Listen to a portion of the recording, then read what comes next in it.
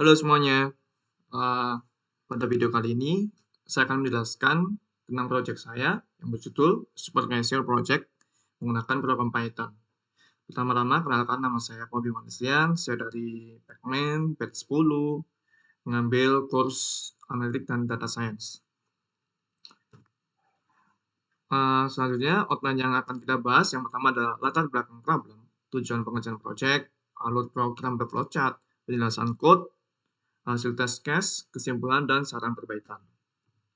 Yang pertama, latar belakang adalah di suatu perusahaan supermarket besar yang ada di Kota Malang, owner itu berpikir untuk memperluas marketnya dengan memudahkan pelanggannya agar tidak perlu langsung datang ke supermarket untuk membeli produk.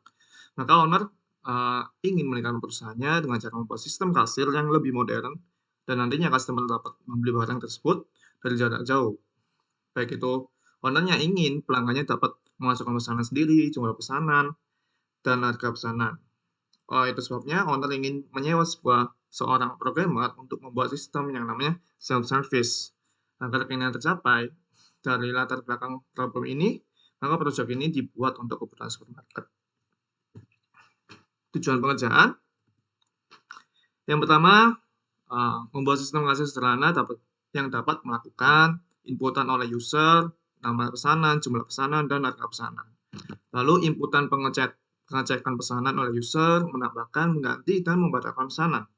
Kemudian mengoreksi pesanan oleh user, menghapus satu baris atau lebih rows berdasarkan indeks, menghapus semua pesanan oleh user jika ingin dibatalkan atau memesan ulang, menampilkan pesanan yang telah dibuat oleh user, pengecekan diskon yang didapatkan oleh user. Untuk flowchart-nya, di sini kita memakai beberapa function. Yang pertama, menggunakan function class, transaction, hingga yang terakhir adalah function diskon untuk pengecekan diskon. Kemudian berdasarkan coding, di sini saya menggunakan modul Pandas dan modul SES. SES ini untuk mengexit suatu program.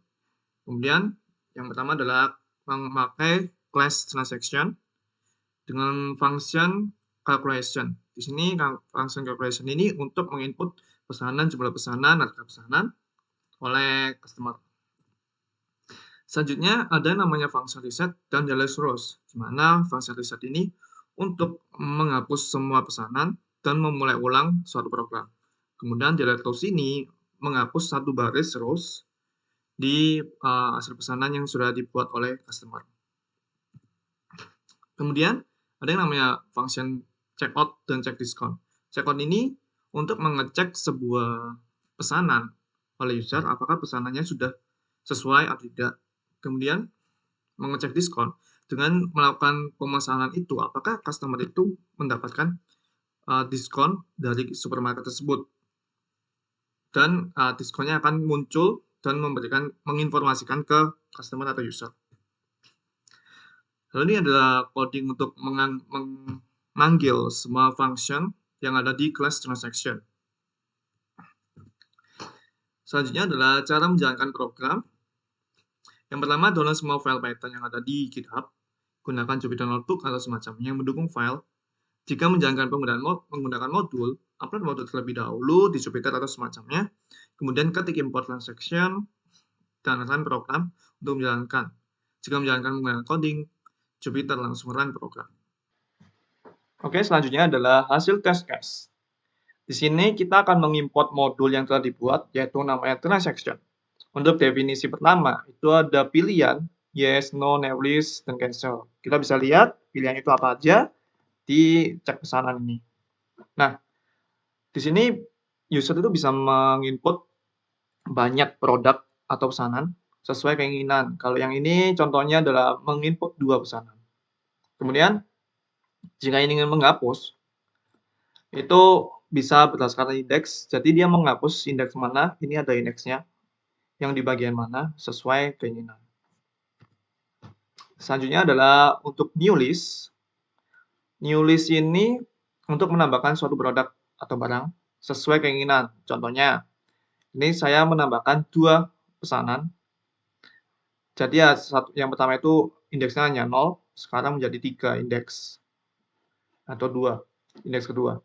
Lalu untuk yes itu merupakan untuk menghapus dan untuk mengganti pesanan, jumlah pesanan, angka pesanan, dan total pembayarannya sesuai indeks yang mereka inginkan.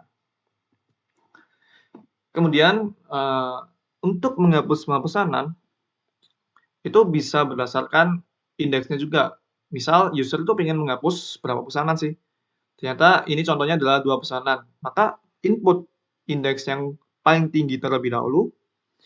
Di indeks 1 itu row 1, rows 0, maka bisa terhapus.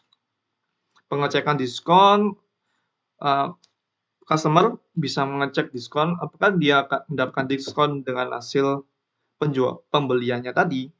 Setelah dicek, oh ternyata dia mendapatkan diskon. Diskon ini ada yang 8%, 10%, dan ada 6%. Setelah mengecek diskon, itu ada atas nama pembeliannya siapa, dan juga akan menampilkan pesanannya apa aja dalam bentuk data frame. Kesimpulannya, user dapat memasukkan pesanan sendiri tanpa harus datang ke supermarket. Penghapusan rows dan penggantian pesanan jika dilakukan lebih dari 2 kali, sebaiknya digunakan kode cancel agar pesanan dapat dimulai ulang. Sistem memberikan banyak pilihan untuk meminimalisir kesalahan input oleh user. Pilihan yang di kategori pengecekan pesanan itu penambahan list, penghapusan pesanan, dan cancel pesanan. Untuk proses input pesanan, penambahan list, penghapusan rows, dan penggantian pesanan dapat dilakukan sebanyak keinginan user karena disediakan jumlah proses yang akan dilakukan. User dapat membatalkan atau memulai ulang sewaktu-waktu di setiap proses. Untuk user dapat melihat pesanan setiap proses yang telah dilakukan agar meminimalisir kesalahan input. Agar pemesanan dapat atas nama pemesan oleh atas nama user, maka di akhir proses selesai, user diminta untuk memasukkan nama. Proses terakhir merupakan hasil akhir, apakah user mendapatkan diskon atau tidak berdasarkan jumlah pembelian. Dan sistem akan menampilkan total pembayaran akhir dan juga daftar list pesanan yang telah dibeli. Untuk saran agar project ini menjadi lebih baik, yang pertama, programmer perlu mendapatkan daftar list item apa saja yang ada di supermarket agar user tidak melakukan banyak inputan. User perlu penambahan sistem IoT agar dapat diakses melalui online dan membuat interface seperti API agar user lebih mudah dalam melakukan proses order.